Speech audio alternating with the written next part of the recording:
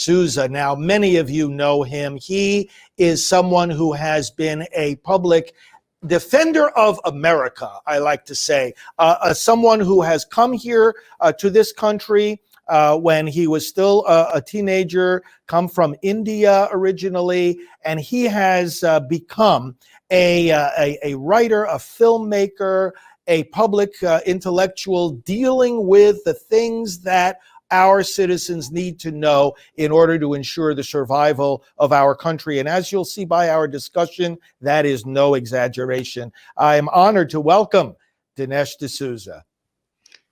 Thank you very much. It's a pleasure to be on the show, and I'm looking forward to it.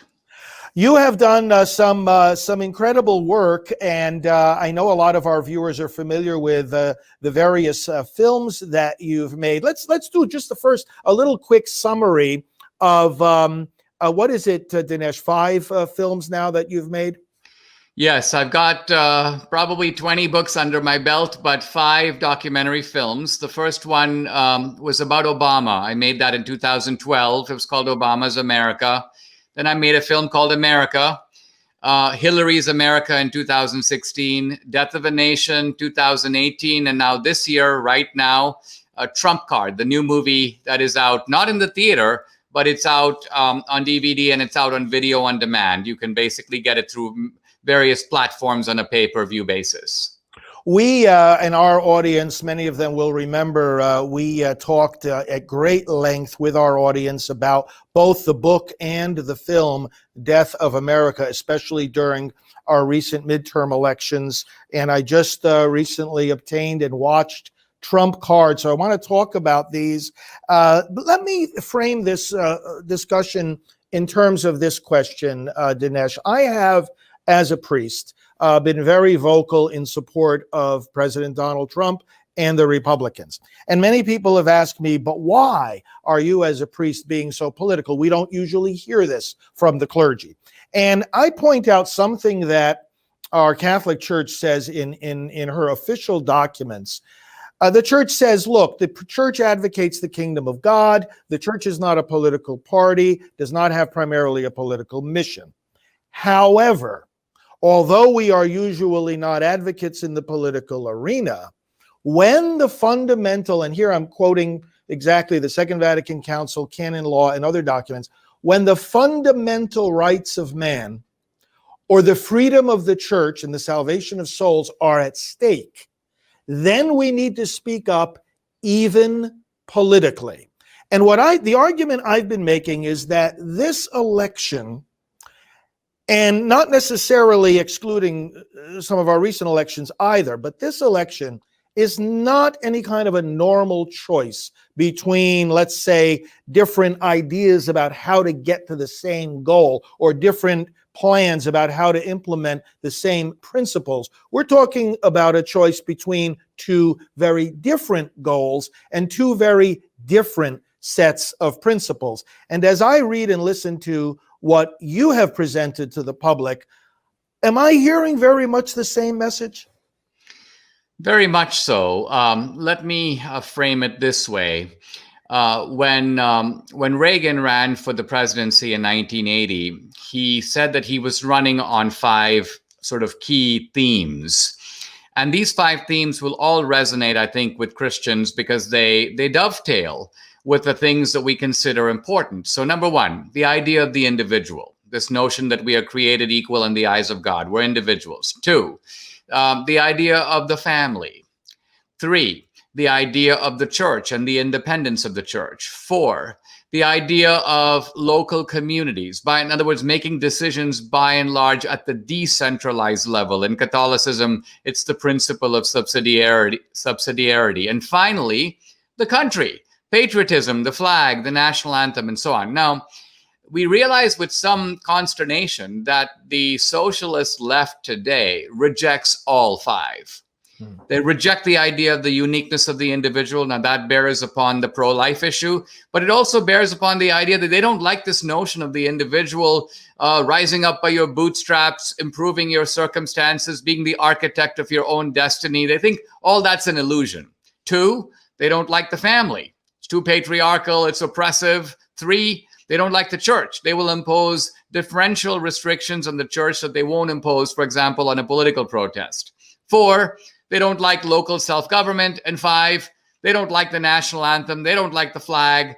They're rewriting the history of the country to make it one series of uninterrupted crimes against minorities. So you see here how you can almost call it the common fabric of American life, the kind of moral grounding of our national experience, at least as Reagan summarized it, as I identify with it as an immigrant.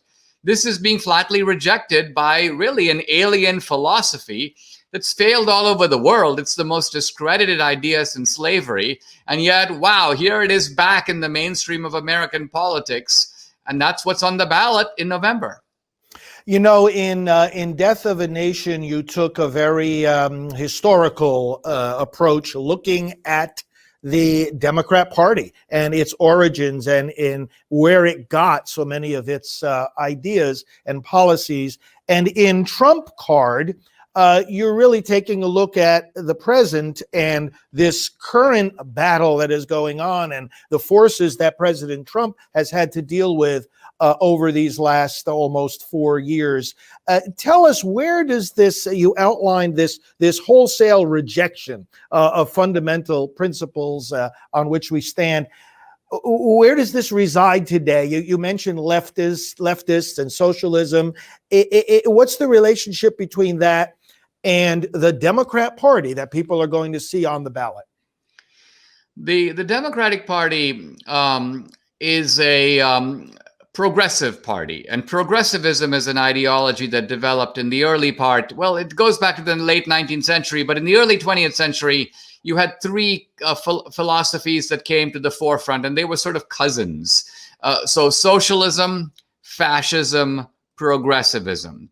All these philosophies are on the left side of the aisle, by which I mean they're opposed to the free market. They are philosophies of the strong centralized state.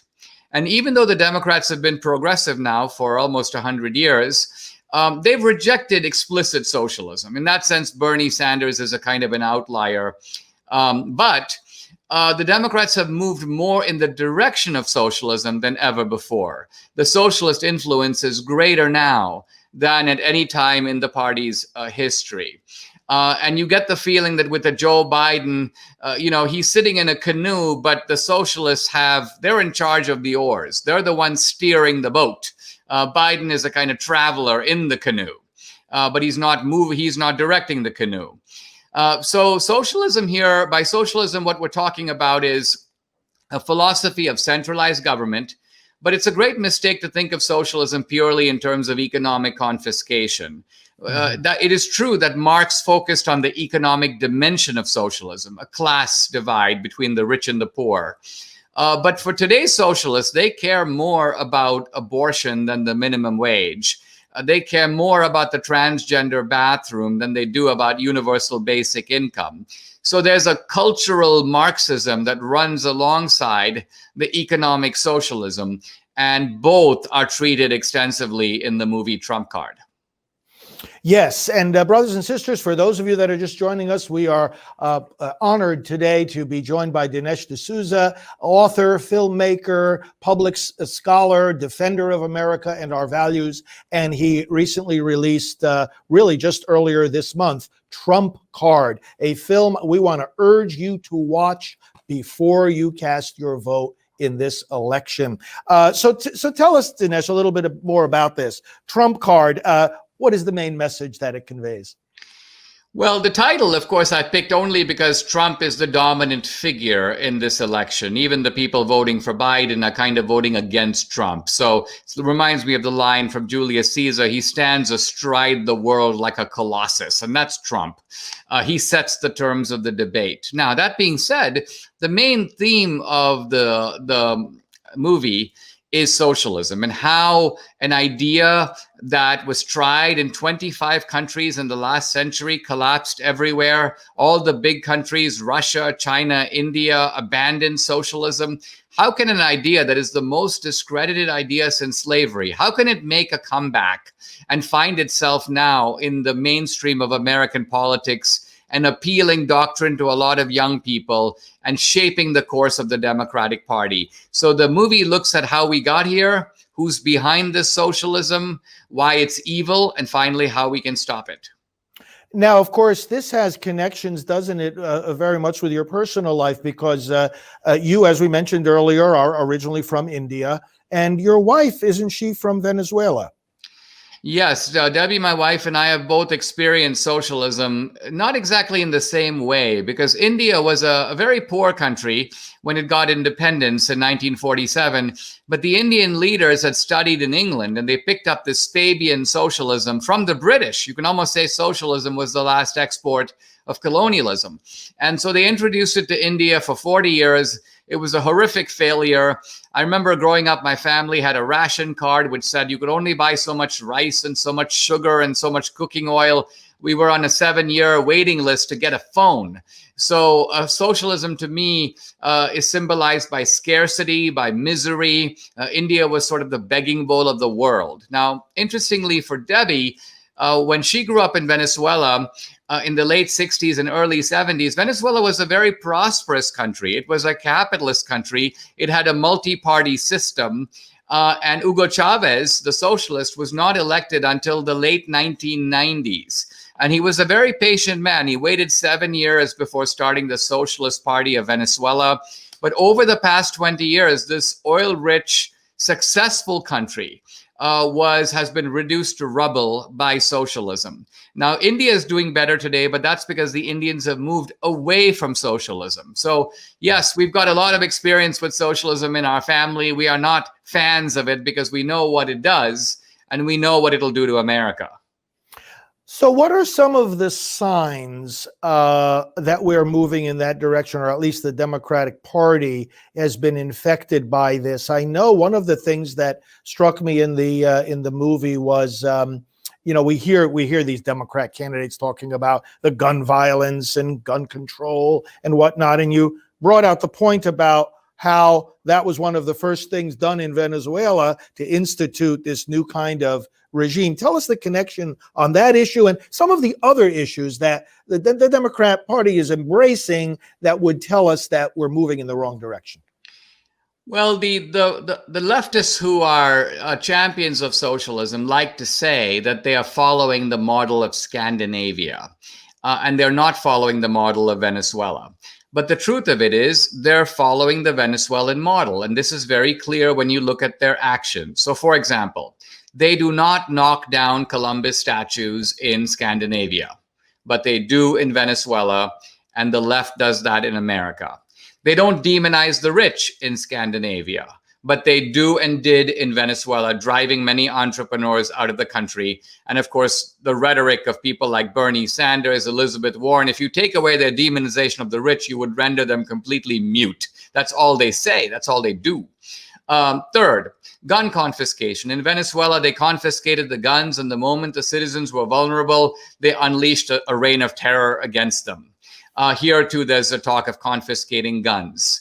Antifa. There's no Antifa in Scandinavia, but Venezuela has its own version of Antifa. It's called the Colectivos. Essentially, it's a group of criminals who have been released by the socialist state to do what? To go terrorize small business, to do arson, to beat up on political dissidents. So the exact kind of street thuggery that Antifa and Black Lives Matter are doing in this country, they have their equivalent in Venezuela. And finally, the Chavistas, socialist class, lives high on the hog. When Hugo Chavez died, he was a billionaire. Again, in Scandinavia, you won't find a politician ever who has gone from 0 to 100 million euros on a government salary. Never happens. But it's happened here with the Clintons. It's happened with Al Gore. We now know about the Biden scandal. Biden is basically, the Biden scandal isn't about Hunter Biden. It's about Joe Biden using his family members, including his son-in-law, as bagmen. They go with him on these foreign trips. They make side deals with government officials. And when they all get home, they put all the money on the ground and they all take their share of the loot, just like a typical mafia family. And Joe Biden is the ringleader of it. And it's now come out, and the media may try to suppress it, but I think the cat is out of the bag. Yeah, that's for sure. Well, for those that are just joining us, friends, we're with Dinesh D'Souza, creator of this movie, Trump Card, which Dinesh, before we go further into the substance of this, how can people get hold of this and watch it before Election Day? Trump Card, unlike my other films, is not in the theater. It's on demand. TrumpCardTheMovie.com is the website. The good news is it just went up on Amazon Prime. It's available through Apple iTunes, through Google, through YouTube, Vudu, some of the cable platforms, Xfinity, Comcast. So there are many different platforms. You can watch it on any device, your phone, your tablet, I prefer you watch it on your big screen TV because it was made actually for the big screen. So it's a movie with that kind of reach and power. And so I would say go to your big screen TVs, pick out Apple iTunes or pick out Amazon Prime, search for the movie Trump Card, and boom, you can watch it right there tonight. And I'll say to our friends that are watching, when you sit down to watch this, be ready to be like a sponge, okay, that is going to be put under a waterfall because the information, the insights, Dinesh, the interviews, the style of this is very fascinating because you're making your points, you're developing your points, but then you're going from one fascinating interview to the next with all these different people. And before we get into some of those specific interviews, I want to touch on a very touching moment. I think it's at the beginning of the movie, if I recall, when you're getting a phone call from President Donald Trump. This first of all, I've been talking about the fact that, this is really a man who connects with the people. He is a man of tremendous character, kindness, generosity, and strength. And you've experienced that personally, haven't you? Bring us to that moment and tell us a little bit about, your own personal connection with Donald Trump. Well, I had been targeted by the Obama administration for prosecution for the heinous crime of giving $20,000 of my own money to a college friend of mine who was running for the Senate in New York. I did exceed the campaign finance law, but typically this is met with a warning or a fine. Recently, the FEC sent a letter to the Biden campaign listing 200 pages of donors who had exceeded the campaign finance limit. There was no talk of either indicting them or prosecuting them or putting 10 FBI agents on them. The idea was maybe you just want to return the excess money, and that's the end of the story. So that's how this is normally handled. But in my case, I was severely prosecuted. I was locked up overnight in a federal confinement center for 8 months. I had mandatory psychiatric counseling, all kinds of stuff. I had to pay a big fine. The whole thing cost me $500,000. So the bottom line of it is I would have been a lifelong felon at the end of it, except that I got a pardon from the president. And what I think was very striking is that when Trump called on the phone, I'd never met him. He didn't owe me a pardon. He didn't know me. He wasn't paying off a favor of any kind. He just goes, I knew your case was BS. And he said the word, and I was like, wow. But he was like, I knew it was fake. It was bogus, and I'm in a position to fix it. And so, hey, I'm going to give you a pardon in the morning. End of story. And the beauty of this is that any other Republican would have been like, let me call my advisors together. Is this strategically a prudent thing to do? What is the left going to say? What will the headline in the New York Times be tomorrow? Well, let's have a focus group on this. No, for Trump, it was a gut issue of a wrong has been done. I happen to be in a position to fix it, and I'm going to do it. Yes, and that's a pattern that comes across so regularly with him. I love to listen to the stories that he tells, sometimes others are telling, where he'll just connect with people. He'll listen to people. He says, look, I consider you, in talking to the public, I consider you to be the elite. We're the elite. This is not just a campaign. This is a movement. And then, of course, as you know, and this started after Trump Card was released, this phenomenon, I'd really love your insight into this phenomenon of the people at his rallies chanting, "We love you." Now, I don't think we've ever heard this in American politics. 4 more years, yes, but "we love you." And I think it's a direct result of the fact that he loves us. He fights for the American people, and he connects in that human way, the same way he connected with you and dealt with your issue. He does this for all of us, and he fights for us and for what we stand for. What have your thoughts been as this "We Love You" chant has been emerging at these rallies? I think it shows how interesting it is that you've got this guy who has lived this kind of rarefied life and is a billionaire, and yet he's unlike any other billionaire that I know. Now, Debbie and I know about a dozen of them, and they're a varied group. But the bottom line of it is none of them are like Trump, and the truth of it is none of them even understand Trump. They have a little bit in general of a disdain for Trump because they feel like he's a little bit of a plebeian. He's a little bit of a sort of rough cut billionaire. He doesn't really have taste. He doesn't really have class. But another way to put it is that none of those guys could identify with an ordinary guy who's driving a truck. None of those guys would have anything to say to a doorman who opened a door for them at a hotel. But I have a feeling that Trump himself in his early days was a doorman. And he did stuff like that. And he learned from the bottom up, kind of the way that a great chef learns to be a busboy and then learns how to just, cut onions. And so Trump has been through it. And so he's got that common touch that makes him very exceptional as a member of the sort of billionaire class. And I think that is really the key to his political accessibility, the fact that the ordinary guy feels that they could approach Trump and they could have a normal conversation with him. And getting back then to the substance of Trump card, you talked about, this socialist dynamic is about the centrality of the state, concentration of power and control there. You brought up the same thing, of course, in Death of a Nation. I found it very striking when you were comparing the Democrat platform and their policies with those of the Nazi Party, and a lot of times people will, they'll hear this kind of language and they'll say, "Oh, this is an exaggeration. This is extreme." But this is where Donald Trump is the nightmare for the left, isn't he? I mean, he just stands right in the way of this kind of dynamic. I mean, he's stopping it. He's reversing it. Tell us more about that. Well, I think that Trump has a bit of a secret weapon, and that is having come out of American popular culture with his background as an author, with The Apprentice. He's someone who's lived in pop culture. And he knows rappers. He's promoted boxing events. He's promoted mixed martial arts. So this is a guy who has sort of has one foot deeply in American popular culture. And that gives him a big advantage over the typical Republican politician for whom pop culture is really something quite alien, quite remote. Trump also fights both in the political battlefield and on the cultural battlefield. That too is a big change. He recognizes the political battlefield as being only one corner of a kind of larger arena.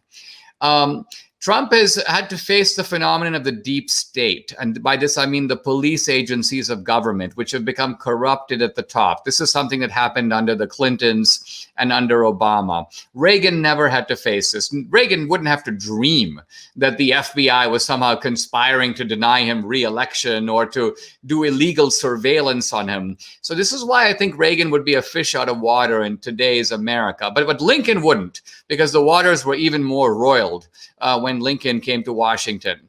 So the bottom line of it is Trump, I think, has shown us how to fight. He's shown Republicans that we have to be tough. He's also shown us that when we are just the party of the nice guys and we're passive, the left will take advantage of us. They knock down our monuments and they believe we will never knock down their monuments. They threaten to pack the court in the full confidence that we would never dream of doing the same. They deploy the deep state against us thinking, well, wow, even if those guys control the government, they would never use the deep state against us. So all of these questions are now forced upon us, which is to say, if we don't do to them what they are doing to us, how do we make them stop? You mentioned Lincoln, and when we watch this movie, it's put in the context of seeing Lincoln on a train throughout. Tell us go a little deeper for us into the connection with Abraham Lincoln and what Donald Trump is facing.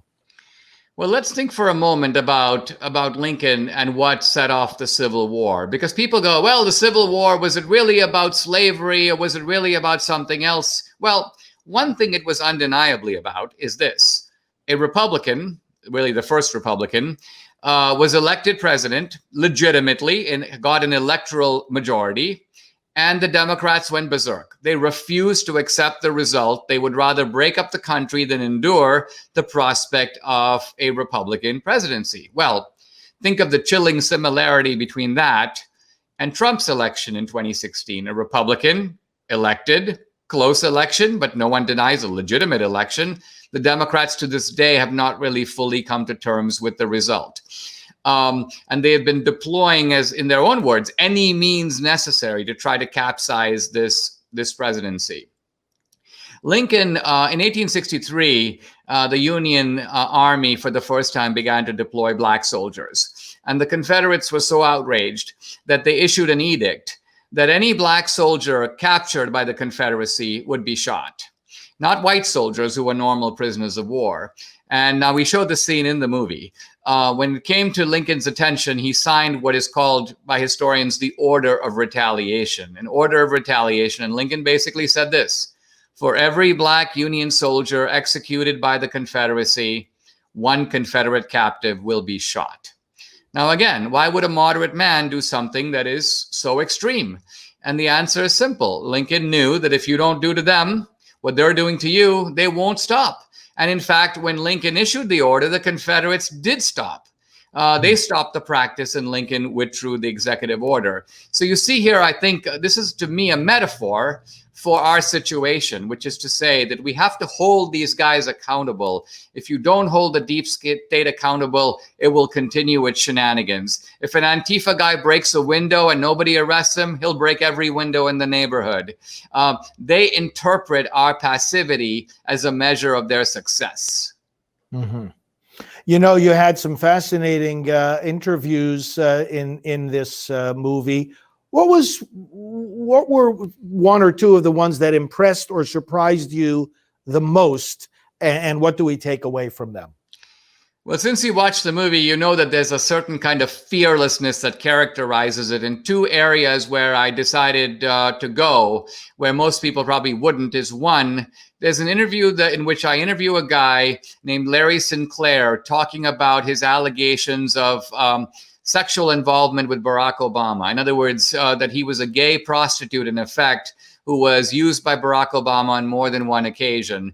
Now, the reason I did this was I wanted to look at the issue of the media and the way the media covers really uncorroborated allegations against Trump. You just have to say it, and you're in 60 Minutes. Look at Stormy Daniels. She's everywhere. Well, what about this guy, Larry Sinclair? He had a press conference, but he was never covered. The allegation wasn't even mentioned in the New York Times or the Washington Post, never mentioned on NPR, never mentioned on CNN or CBS or ABC. A media blackout, very similar to the blackout we're seeing now with regard to the Biden computer scandal, the corruption scandal. So these people aren't real journalists. That's my point. It's not even that they're biased. They have press badges, but they're not real reporters at all. They're sort of like lobbyists, or they're like paid operatives of the Democratic National Committee. You know, if someone said a paid operative of the Democratic National Committee says X, I'm not even interested in listening. I don't give any weight to that at all. So we have to learn to reduce the power of the mainstream media in our own mind. A second theme in the movie, the intervention of radical Islam in our politics. That's not something that's been in the news. We hear all this talk about Russia collusion, you know, and what it amounts to is 4 Russians who bought a Facebook ad for $5,000. It's just stupid. But the truth of it is radical Islamic regimes. I'm not talking about Muslims organizing politically. I'm talking about regimes like Iran using intermediaries like Qatar to pump money into American think tanks, pay American journalists, use the money to support socialist candidates like Ilhan Omar. So we go into this in the movie, and it's a sort of a frightening sidelight of the movie, the way in which permissive, the secular left, which is very permissive, is somehow weirdly allied with radical Islam. Well, Dinesh D'Souza, we have only scratched the surface of this tremendous work that you've given us. I really want to urge as strongly as I can, our viewers, obtain and watch as soon as you can Trump Card. It is a marvelous preparation for this election. And Dinesh, once again, how can they get hold of it? TrumpCardTheMovie.com. If you want to get it right off your TV, go to Amazon Prime or Apple iTunes. It's on YouTube. It's on Google. It's a whole bunch of places, and you can order a physical DVD from Walmart.com or Target.com. And Death of a Nation, of course, is still available as well, right? Where would people get that? That's both the book and the movie. Yes, absolutely. All my movies are out there and available, and they form a sort of tapestry. So I would recommend starting with the latest one, Trump Card, because it's right about what's going on right now in the headlines. But then you can weave your way all the way back to the Obama movie, which is interesting to watch now. I sort of made a prediction about what Obama will turn out to be, and you can judge for yourself whether this was accurate or not. Fantastic. Well, I want to thank you on behalf of countless people, not the least of whom are among our faithful viewers here at Priests for Life, for all the work that you've done, the suffering you've endured, the courage that you've shown, the love for America that you've demonstrated, and the motivation that you've given us to work hard for our country and for this president. Thank you. I look forward to connecting with you again and frequently, I hope, and let's labor together until we have the victory. Thank you, Dinesh D'Souza. Thank you very much. I appreciate it.